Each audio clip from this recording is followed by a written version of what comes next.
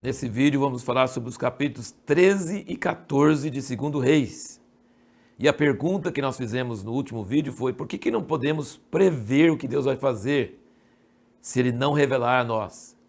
Sabe por quê? É porque Deus não é matemático, Ele não funciona na base de fórmulas, Ele é uma pessoa. Por que você não pode prever que uma pessoa vai agir exatamente igual se aparecer uma situação parecida? Porque ela é uma pessoa. E pessoas não são cartesianas, não são geométricas, elas não funcionam igual robô. Um programa de computador, uma ciência exata, ele vai, dada a mesma situação, ele vai reagir do mesmo jeito. Deus não. Deus, você não pode prever o que ele vai fazer. Então você não pode pensar que você pode prever o que Deus vai fazer, como Deus vai tratar uma pessoa. Como nós vemos nos Salmos, em Jó, nem sempre o justo é abençoado e o ímpio sofre. Tem vezes que o ímpio é abençoado e o justo sofre. Então, não pode prever, não pode pegar uma fórmula, não pode descobrir umas regras. Deus é coerente. O que ele fala, ele cumpre, mas não cumpre do jeito que você acha que ele vai cumprir. E eu estou dizendo isso porque aqui nesses capítulos que nós estamos lendo esses dias e nos capítulos de hoje, nós percebemos que Deus responde à oração de Jeoacás, que é o filho de Jeú, que estava seguindo os pecados de Jeroboão, filho de Nebate, mas ele suplicou, diz aqui no capítulo 13, versículo 4, ele suplicou diante da face do Senhor e o Senhor o ouviu, porque viu a opressão com que o rei da Síria oprimia Israel. Quem que era o rei da Síria? Azael, que Deus tinha colocado como rei para oprimir Israel. Mas depois você percebe no contexto desses capítulos, você vai ver que Deus levanta pessoas em Israel para combater o rei da Síria, que o próprio Deus tinha levantado. E nós vemos que, por exemplo, no reinado do neto de Jeú, o filho de Jeú era Jeoacás, o neto era Jeoás e o bisneto era Jeroboão. Não é o outro Jeroboão, mas não é o primeiro Jeroboão, é o Jeroboão II, né? Ele reinou por 40 anos e Deus usou ele para libertar Israel. Israel não arrependeu, não voltou a Deus, Jeroboão não era servo de Deus, não deixou os outros pecados do outro Jeroboão e Deus mesmo assim resolveu usar ele para libertar Israel. Então, nesse sentido, você vê muitas coisas parecidas do tempo dos juízes, do tempo dos reis, que Deus nem sempre pega o mal e castiga ele na hora.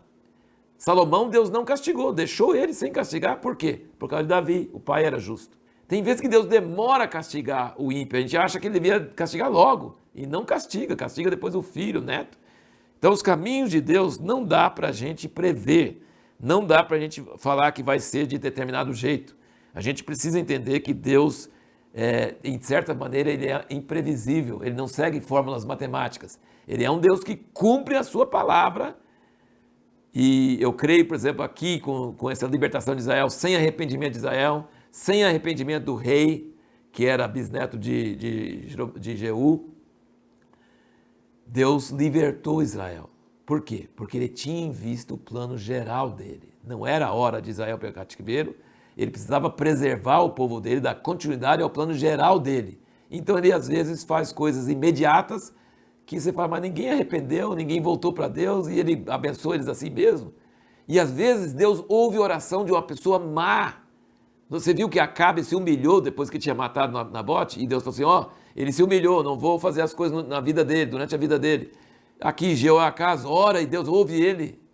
A pessoa má ora, Deus ouve a oração dela e ela continua sendo má e no fim se dá mal. Então você precisa tomar cuidado quando você começa a dizer que Deus vai fazer de tal forma, porque ele não é matemático, ele não é assim.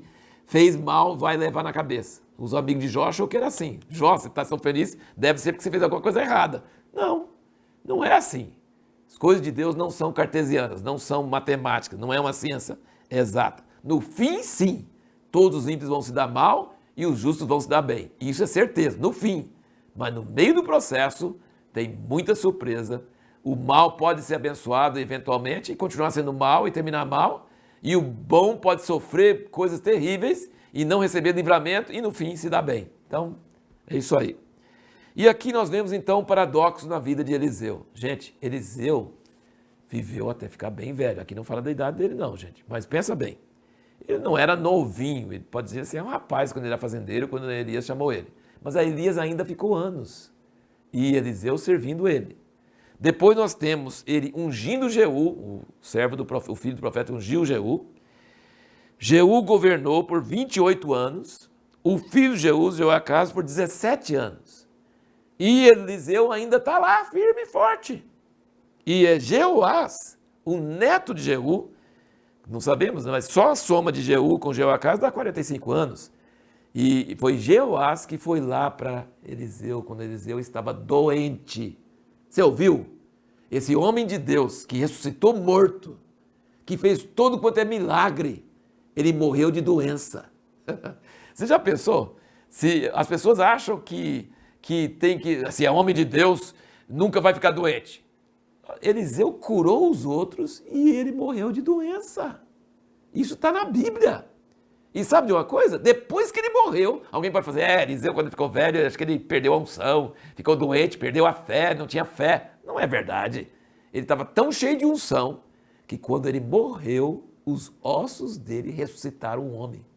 Alguém contou, eu não sei se é verdade, nunca consegui contar, mas dizem que está registrado na Bíblia 7 milagres grandes de Elias e 14 milagres grandes de Eliseu. Ele pediu porção dobrada, então ele tinha que fazer o dobro de milagres relatados na Bíblia. E interessante que ele fez 13 antes de morrer. E o 14º ele fez depois que morreu. Jogaram um homem lá em cima dos ossos dele e ressuscitou. Mas o que eu quero falar com você agora também é sobre Jeoás, o neto de Jeú, que foi lá quando Eliseu estava quase morrendo e falou assim, meu pai, carro de Israel, seus cavaleiros. O que ele quis dizer com isso? Ele estava dizendo a mesma coisa que Eliseu disse quando Elias foi tomado. Só que Eliseu disse isso quando Elias já estava subindo e ele viu. E Jeoás disse isso para Eliseu quando Eliseu estava vivo, quer dizer, faz comigo igual o Elias fez com você, faz comigo. E Eliseu falou assim, ótimo, vamos mesmo. Foi para a janela, pegou o arco e a flecha, pôs as mãos dele, já estava velhinho, sem força, e atirou. É a flecha do livramento do Senhor sobre os sírios. Já deu uma dica para ele. E agora ele falou assim, atira no chão. Só que não falou para ele para que atirar no chão. E ele atirou no chão 3 vezes. Eliseu, velhinho, ficou bravo. Por que você atirou só 3 vezes? Se você tivesse atirado 5 ou 6 vezes, você teria vencido os sírios 5 ou 6 vezes e ia acabar com eles. Agora só 3 vezes não vai acabar com eles. Se fosse Eliseu, você sabe quantas vezes ele tinha atirado no chão? 10. Eliseu quis porção dobrada. Jeoás foi lá e quis uma bênção, mas ele tinha pouca ambição. É um exemplo de uma pessoa que não fez o dever de casa espiritual. Não estava preparado, não tinha ambição. Ele atirou 3 vezes. E Eliseu tinha dado uma dica, mas Eliseu não podia falar com ele antes. Olha, toda vez que você atirar no chão, vai ser uma vez que vai vencer os sírios. Que se ele tivesse avisado ele antes, capaz que Jeoás ia fazer mais vezes. Mas não pode avisar, porque você sabe por que não pode avisar antes? Porque a pessoa tem que manifestar o que ela tem dentro do coração. Tem que ser espontâneo. Aí Eliseu ficou bravo, ele deu uma dica, falando, essa flecha é o livramento do Senhor, agora atira no chão. Mas ele não falou quantas vezes para atirar e nem falou que cada vez ia ser uma vitória sobre os sírios. E aí Jeoás atirou só 3 vezes. E de fato ele venceu os sírios 3 vezes, cumpriu a palavra que Eliseu falou. Só que Eliseu ficou muito bravo, porque Eliseu era uma pessoa que tinha muita ambição espiritual e Jeoás foi uma pessoa que não tinha feito dever de casa e foi pouco ambicioso. E isso foi muito triste. Nós vemos também aqui que Deus preservou a linhagem de Davi, mesmo que várias vezes mataram todo mundo, mas sobrava sempre um filho para Deus preservar a linhagem de Davi.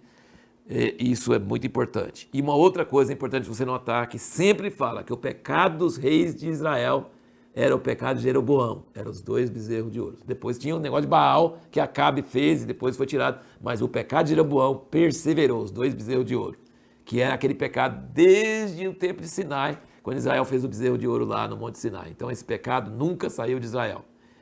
E o pecado de Judá sempre era os altos, eles sacrificavam nos altos, eles tinham o templo, mas sacrificavam nos altos. E isso fala da divisão da igreja. Por exemplo, nós temos hoje não uma só fé, um só lugar, uma divisão, uma brigalhada, e o povo de Israel fez esses altos para sacrificar não em um só lugar, mas em muitos lugares. A pergunta que nós vamos procurar responder no próximo vídeo é: qual foi um dos piores pecados do povo de Israel e Judá que trouxe a ira de Deus sobre eles e por que isso deve nos causar temor hoje?